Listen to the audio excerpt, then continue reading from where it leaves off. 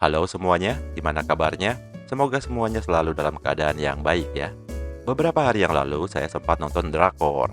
Dan di setiap filmnya kayaknya selalu ada deh makanan atau street food yang satu ini. Ya, topoki. Karena saya sendiri belum pernah ke Korea, jadi cuma sempat nyobain topoki yang ada di resto Korea versi Indonesia sama topoki instan. Terus setelah beberapa kali percobaan, pakai gagal-gagal juga, akhirnya dapat juga resep dan komposisi untuk bikin topoki yang bahannya pakai bahan-bahan lokal, terus metode bikinnya juga nggak ribet. Selamat datang di dapur Sweet Flower. Seperti biasa sebelum videonya dimulai, jangan lupa dipencet dulu tombol subrek-nya supaya channel ini bisa terus berkembang dan terus bagi-bagi resep. Pertama-tama kita bikin saus gochujangnya dulu. Bahannya 2 sendok makan tepung ketan, kurang lebih 100 ml air panas. Diaduk-aduk aja sampai semuanya kecampur rata.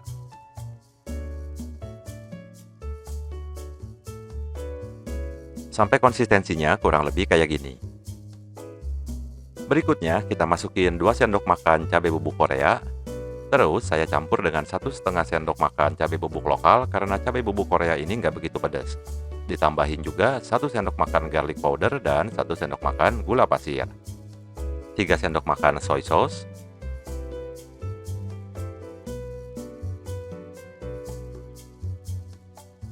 Udah, langsung aja kita aduk semuanya sampai kecampur dengan baik. Saus gochujang seadanya ini bisa aja langsung dipakai, tapi lebih enak kalau kita biarin supaya terfermentasi sekitar 4-5 hari. Jadi nanti semua rasanya juga bakal lebih keluar, lebih gurih, dan lebih kaya. Kayak gini hasilnya, simpan dalam suhu ruang sekitar 4 jam, terus tutup dengan plastik atau dipindahkan ke tempat tertutup dan masukkan ke dalam chiller sekitar 4-5 hari. 4 hari kemudian, mari kita bikin tok atau rice cake. Bahannya 70 gram tepung beras dicampur dengan 30 gram tepung ketan, 1 sendok teh garam. Aduk supaya semuanya kecampur dengan baik dan merata. Selanjutnya, kita masukin sekitar 100 ml air yang mendidih. Saya udah cari-cari resep tok, biasanya cuma pakai tepung beras. Tapi beberapa kali saya coba pakai tepung beras, kok teksturnya kayak nggak asik gitu ya. Nggak ada kenyal-kenyalnya. Jadi saya coba beberapa kali dengan mencampurkan tepung ketan, ternyata hasilnya lebih enak. Aduk-aduk sampai kurang lebih kayak gini hasilnya. Nah, buat yang punya kukusan, campuran yang agak kering kayak gini cocok untuk langsung dikukus. Tapi karena saya mau pakai microwave, jadi airnya saya tambahin lagi supaya rada becek. Soalnya pas di microwave, adonan ini bakal kehilangan lumayan banyak air.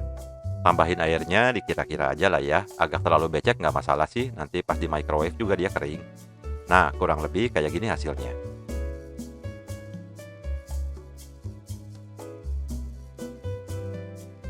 Kalau udah, tutup aja pakai tutup yang seadanya, terus kita masukin ke dalam microwave selama 1 menit.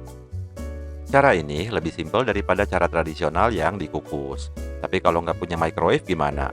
Ya, bikinnya di rumah tetangga atau di rumah teman yang punya microwave. Kalau udah jadi, bawa pulang, bereskan. Itulah gunanya tetangga dan teman. Kalau udah 1 menit, keluarin dari microwave, terus diaduk-aduk sebentar supaya matangnya merata.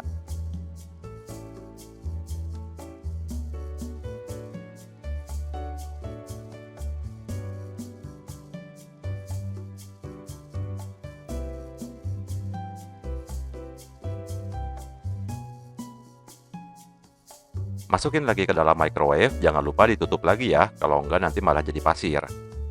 Yang kedua, kita kasih waktu 2 menit.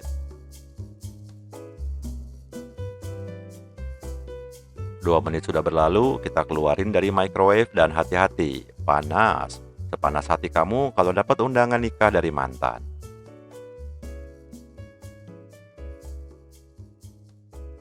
Berikutnya, kita bakalan menguleni sampai adonan ini jadi kalis. Tuangin aja ke tempat yang lebih besar atau ke meja sekalian. Karena kebetulan saya pakai meja stainless, jadi langsung ke meja aja, tapi jangan lupa dibersihin dulu. Ini tadi udah dibersihin apa belum ya? Ya lanjut.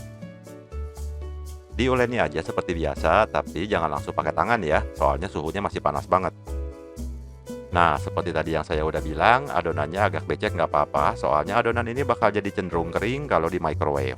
Jadi kita mesti nambahin air, dan di tahap ini airnya air biasa aja ya. Gak usah air panas, nanti malah makin lama nguleninya.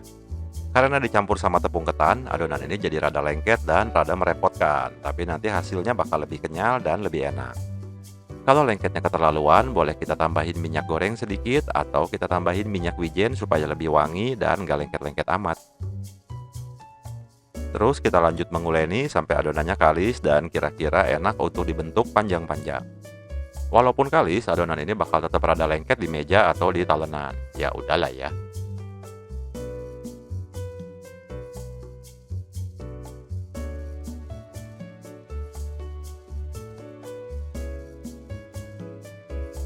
Kalau udah kalis, kasih minyak lagi di mejanya, di tangan Anda, di muka Anda, kok di muka? Ya pokoknya biar nggak lengket-lengket amat, terus gampang dibentuk. Terus kita bagi dua supaya lebih gampang ngebentuknya. Dan kemudian kita gelinding-gelinding sampai jadi panjang. Ini kok masih lengket aja. Nah, sekarang udah bisa. Kita gelinding-gelinding sampai jadi panjang. Rice cake yang bakal dibikin tteokbokki biasanya diameternya nggak terlalu besar alias lebih kecil-kecil. Supaya nanti pas dimakan, komposisi saus sama rice cake-nya seimbang. Jangan nanti di mulut isinya rice cake semua, sausnya udah hilang, rice cake-nya masih nempel. Kurang lebih segini besarnya. Dibentuk aja semua. Untuk satu resep ini paling juga jadi satu porsi, tapi untuk saus gochujangnya yang tadi bisa buat 2-3 kali bikin. Kalau udah, kita olesin lagi pakai minyak supaya nggak nempel.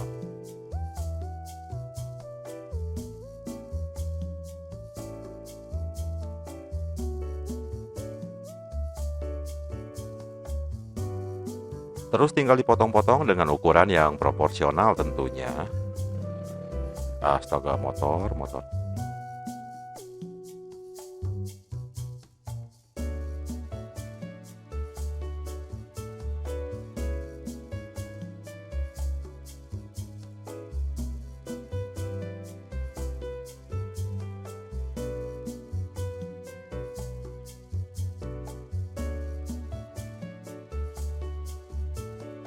Oke, rice cake atau tteoknya udah jadi, sekarang kita lanjutkan masak.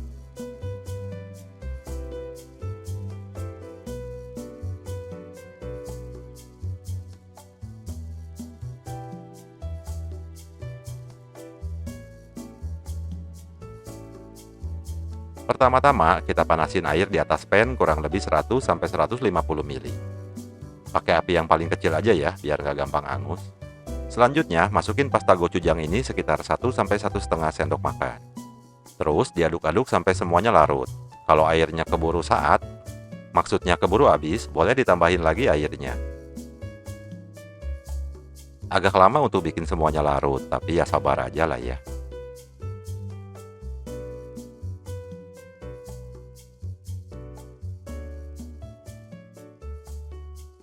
Biasanya pasta ini memang bakal lengket kayak gini. Ya udah dilepas-lepasin aja.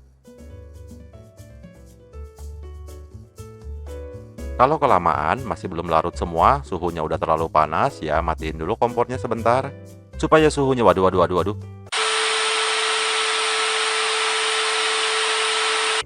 Saya kembali. Ini ceritanya udah larut ya. Dicicipi dulu, kalau ada yang kurang boleh ditambah seasoning, garam, kecap asin, soy sauce, gula pasir, terasi. Nah, terasi jangan deh. Terus kalau rasanya kurang lebih udah pas, kita masukin rice cake-nya. Biar lebih bervariasi, teman-teman boleh tambahin bahan lain kayak bakso, fish cake, ya apa aja lah, anggap aja ini seblak. Aduk-aduk sebentar, nggak usah kelamaan karena pada dasarnya rice cake ini kan udah mateng. Udah beres, kurang lebih kayak gini hasilnya. Inilah seblak yang kita sering lihat di film-film Korea.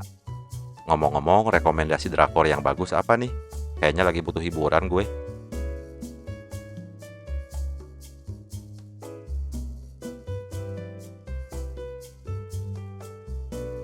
Tuangin tteokbokkinya ke piring, karena kalau langsung makan dari katel, doer.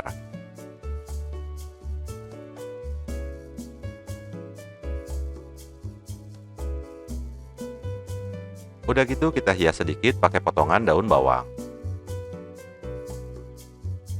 Beres, tinggal difoto, cari angle yang bagus, upload ke sosial media, pamer ke teman-teman yang tukang nonton drakor. Niscaya hujatan akan membanjiri kolom komentar Anda.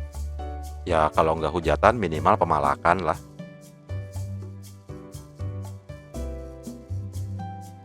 Oke, terima kasih atas waktunya. Sampai sini dulu videonya dan sampai ketemu di video-video lain dengan resep-resep lain. Jangan lupa di-follow juga Instagramnya di sini.